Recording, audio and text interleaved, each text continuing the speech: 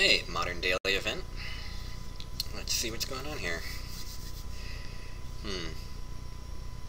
Bob, maybe Corsair. Okay, well, we can only cast one spell in our opening hand, but what we've got is some removal, some hand disruption, and some creatures, so this seems okay. I'll keep it. Hopefully we draw the land we need. And they did mulligan to 6, so, you know, mulliganing, our opponent mulliganing is always good in this, for this deck. Because we rely so much on just 1-for-1 card advantage. But, I mean, it's still, if they're a combo deck, mulliganing until they find their combo, you know, it's definitely better for them to start with 4 cards that is just, you know, lands and Deceiver Exarch and Splinter Twin than 7 useless cards. Marsh Flats. Cracking it right away for a swamp into an Inquisition. Okay, is this the mirror? Probably taking Liliana here. Likely our most powerful card against whatever they're doing. They could be, like, tokens, something like the event deck. They could be, I don't know. Could even be Pod? No, that pod list that runs Thoughtseize uses Thoughtseize, not Inquisition.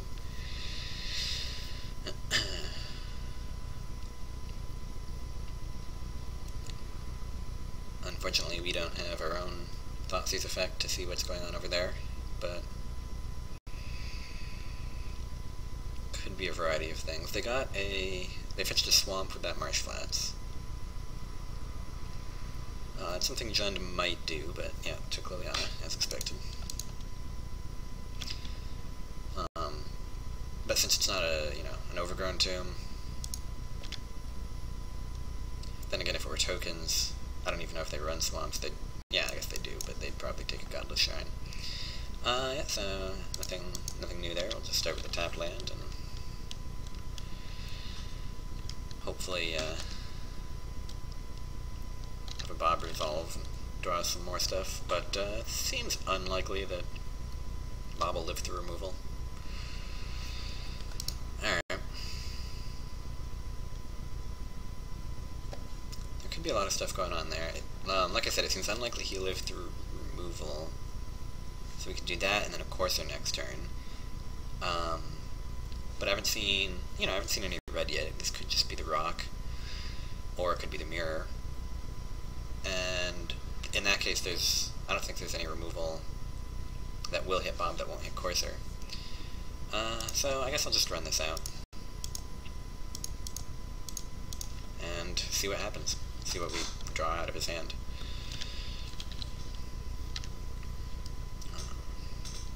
And hopefully what he fetches here will help us figure out a little more. Okay, so still no red, so this could be just the black-green rock. And Dismember, okay, yeah. If you were running red, he wouldn't be running Dismember. Yeah, if you were running any other colors, he wouldn't be running Dismember. Which, I mean, Dismember is a very good card, but...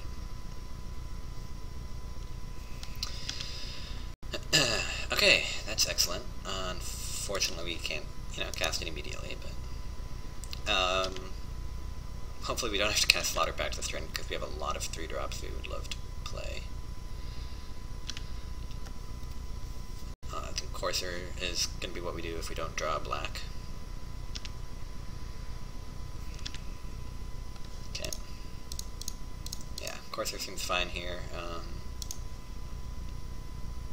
There'd be nothing wrong with Lingering Souls, but I just kind of want to get this out there. Maybe if he kills it, makes Tarmogoyf a little bigger. Nice, Slaughter Pact. Oh yeah, actually.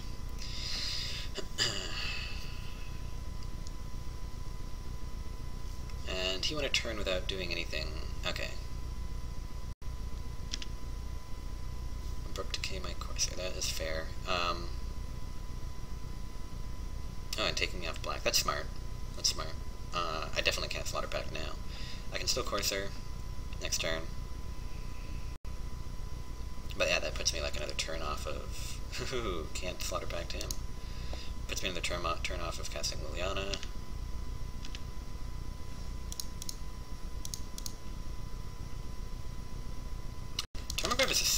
he just better? No, I wanna get into my lands. I wanna start digging through lands. There we go, exactly like that. Okay, I'm not going to fetch then, because I want double black to cast Liliana. That's the only removal for Bob that I have. Is Liliana Edict? I mean, the only that I have in hand, obviously. I have plenty more. So how are things going right now? Let's see. He's got 4 cards in hand, I've got 5. He seems slightly stuck on land. No, he tech edged this last turn. And another Abrupt Decay. Fair enough. Fair enough. That means he's not casting his Tarmogoyf. Which means my Tarmogoyf gets to come out first. Well, actually, no, I'm going to play Lily. Yeah.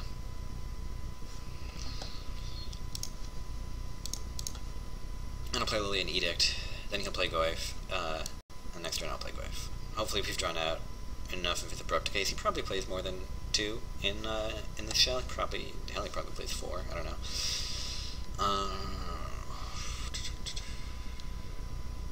Yeah, we'll shock ourselves.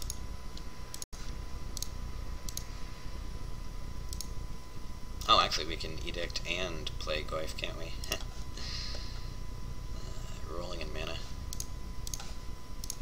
Yeah, him being stuck on mana and mulliganing that's just bad luck in this matchup. In the mirror like this, the opening hand, like having 4 spells and 3 lands is pretty necessary.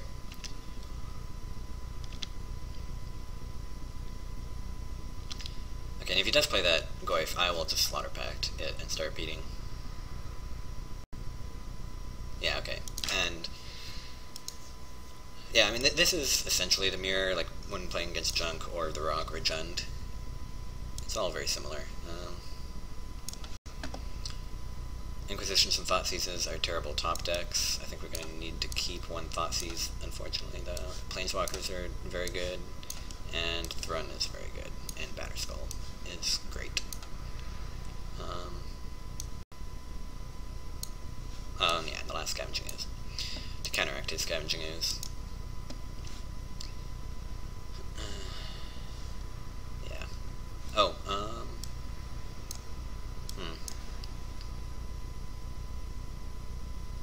those would have been, Fulminator Mages. There are Fulminator Mages in my cardboard list.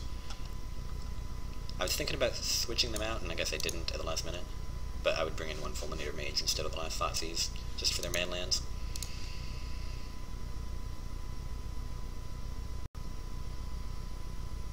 Although, with just the Rock, Treetop is their only man land, and that's not quite as scary as Raging Ravine, but it's still not, not good to see. Okay, 3 lands, 4 spells. Oh no, 4 lands. But Lingering Souls, it's practically 2 spells, and I have to turn 1 Thoughtseize. So, I'll keep this.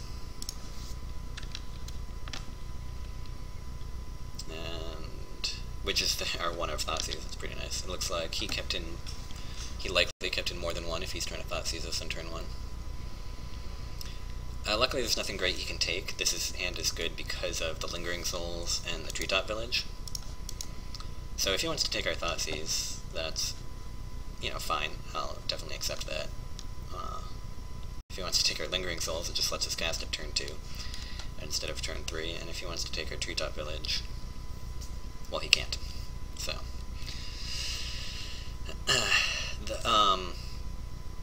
one reason I did like this opening hand was because it had the Slaughter Pact for his, early Goyf or Scooze, which is pretty important. But I guess I have the Thoughtseize for that now, although I was hoping to use the Thoughtseize on, say, Planeswalker. So yeah, if he takes... Okay, yeah. If he takes Slaughter Pact, that would upset me a little. Him taking the Thoughtseize means he probably has that Planeswalker. But apparently so do we. Okay. So that'll definitely be our turn 3 play if we can get away with it. Just the first, first Liliana down is always an advantage. Okay, and there's a Skaze.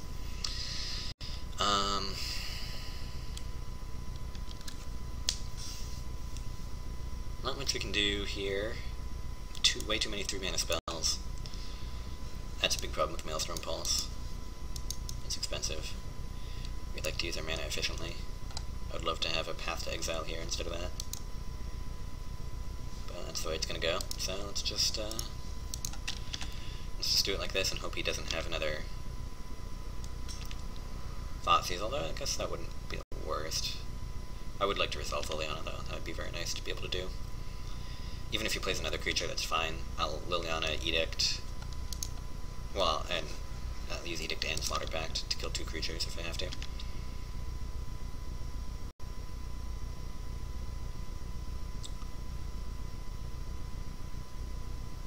And that looks like it's a creature, yeah, okay.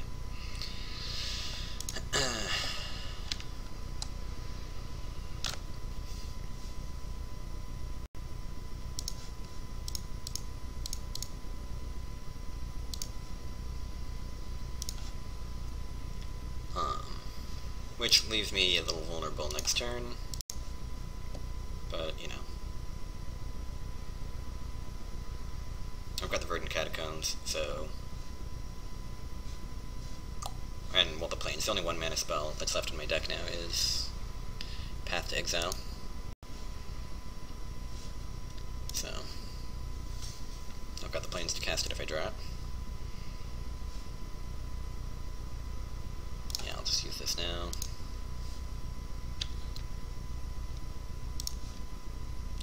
Cast anything else scary, I've got the Pulse.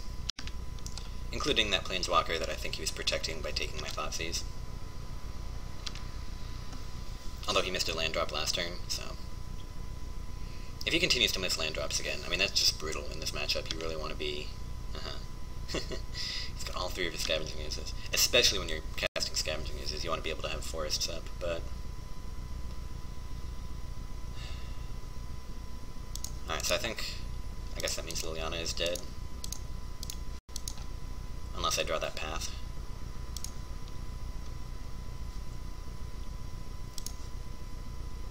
That's not that path. Alright. Well, I can still get a card out of his hand. Now, I have tons of lands here. I'm just trying to think. I'm gonna activate Treetop. No, activate Treetop. And attack with it, and then only have 2 up. 2, 8, 4. Yeah, so next turn I'll have 5 lands, unless he wants to tech edge me. That would be fine. I'd be totally okay with that. I would trade Treetop for his tech edge immediately if I could. But yeah, with 5 lands, I'll just flashback Lingering Souls and cast Maelstrom Pulse, so yeah, But I don't have much action after that Lingering Souls is gone. I think I do want to cast it twice, so yeah, I'll pitch a land.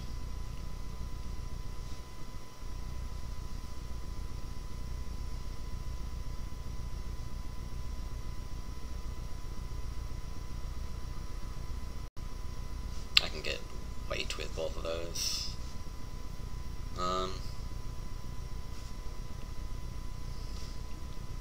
But I don't need to, so yeah.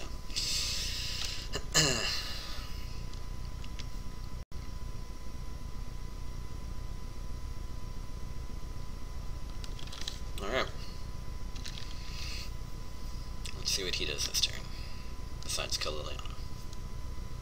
That's a shame.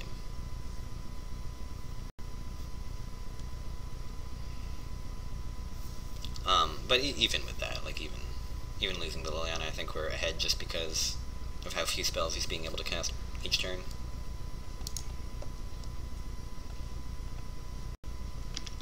Yeah, nothing we can do here.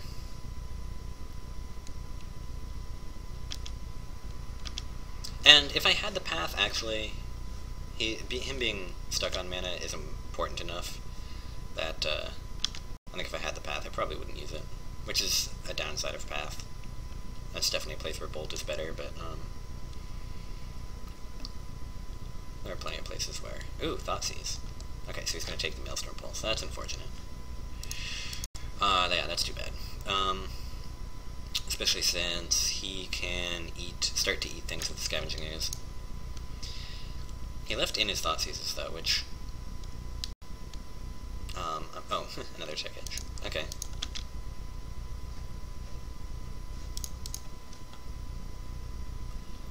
Alright.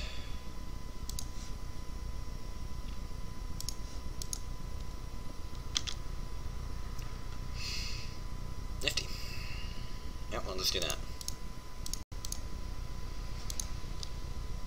I do still think he has a Planeswalker in there, hidden somewhere.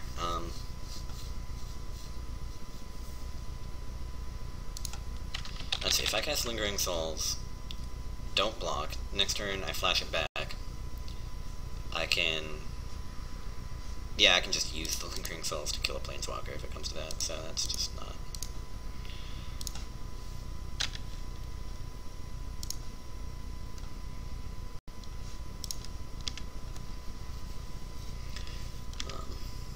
not worth trying to be that cute and trading off that many souls.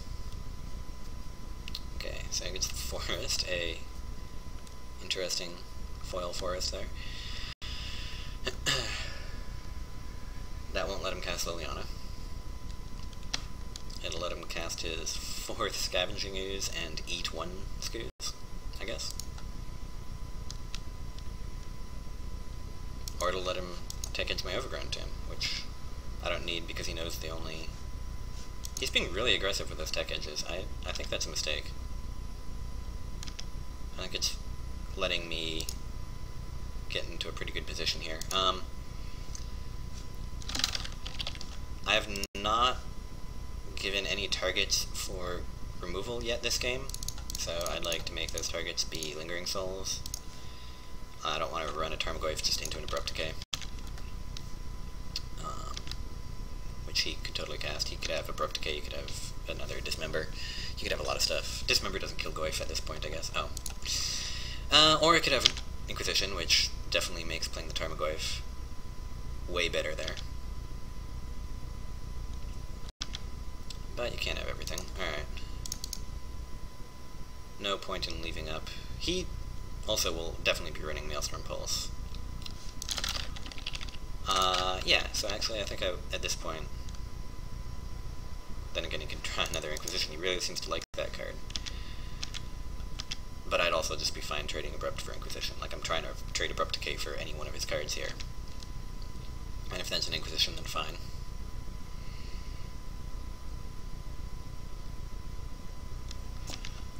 No, he has the Tarmogoyf. See, it's good. Just as well I kept this up. I guess I could have used it next turn, but...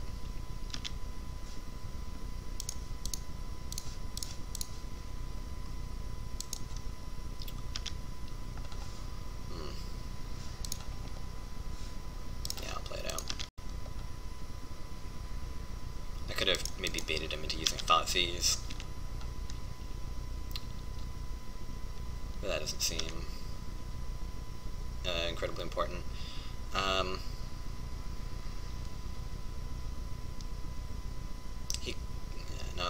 He doesn't have another Scavenging Ooze. The only thing that could punish me for not casting a new Lingering Souls here would be land. Would be like, yeah, land Scavenging Ooze, and I don't think he has that. Okay, now he could rip his 4th Scavenging Ooze if he plays 4. So I'll just flash back my Lingering Souls. Why not? And another removal spell is good, because again, like,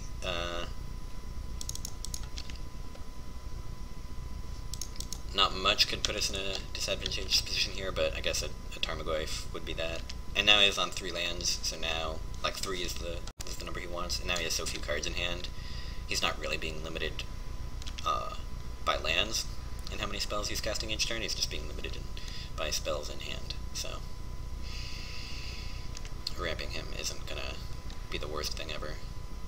It's not what I want to do, but definitely worth doing in the face of a Tarmogoyf. And I'll just wait till his upkeep just to be safe.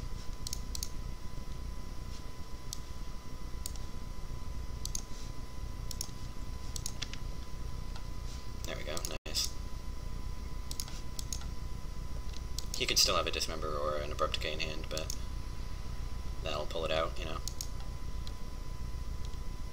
Just continuing to trade.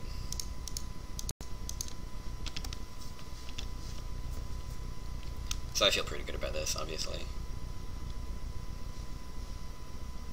If he gets a Maelstrom Pulse, that could change everything. Like if he goes Maelstrom Pulse into Liliana, then that could totally turn things around and we'd be in a lot of trouble. But that's a pretty specific line. And I guess we don't even have to do it upkeep, we can just do it during his attack step or whatever else, we can just see what he does. He doesn't have counter spells or anything to draw into to, you know, Apostle's Blessing or anything.